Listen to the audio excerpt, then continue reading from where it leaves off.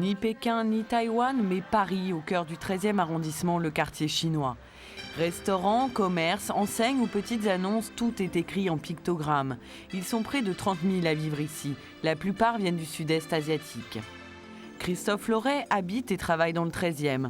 Comme beaucoup d'immigrés qui ont investi les tours des Olympiades, il est arrivé dans les années 70. Quand il y avait des événements politiques en Indochine, beaucoup de Chinois ou Indochinois sont obligés de quitter le pays d'origine et venir s'installer ici. À ce moment-là, il y avait une offre très intéressante sur le plan immobilier de ces tours.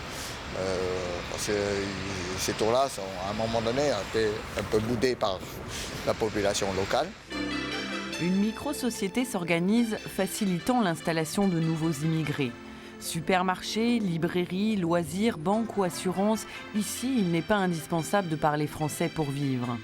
Alors, le quartier chinois, un ghetto ? Les commerces, les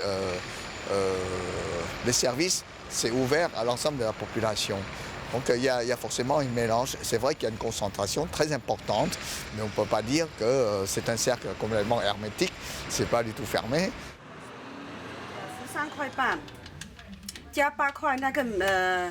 Dans le salon de beauté d'Annie Fung, on ne vit pas en vase clos.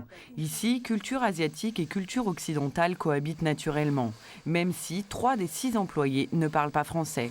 Pour elle, c'est les pratiques. Et comme elle ne parle pas français bien, il n'y a que trouver le travail entre nous, asiatiques. Elle ne va pas chez les Français, parce qu'elle ne parle pas français. Annie est arrivée en 1975. Elle a aujourd'hui la nationalité française et pense avoir réussi son intégration tout en conservant son identité.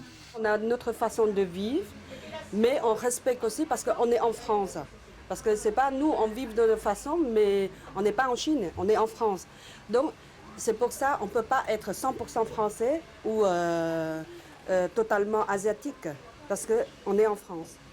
Vous vous sentez chinoise ou vous vous sentez française aujourd'hui ? Je suis chinoise, mais je suis bien en France. Chinoise avant tout, dit Annie, mais pour Adeline, une de ses employées, les choses sont un peu différentes. Arrivée à l'âge d'1 an et demi, elle est passée par l'école française et ça change tout. Moi, je me sens française. Je me sens française, mais avec des coutumes asiatiques. Mais plus tard, je pense que je ferai un mixage des deux. Voilà. Tu penses que ça va être difficile vis-à-vis de ta famille ? Difficile à les faire accepter, oui. Mais ça viendra. Faut bien, on est en France.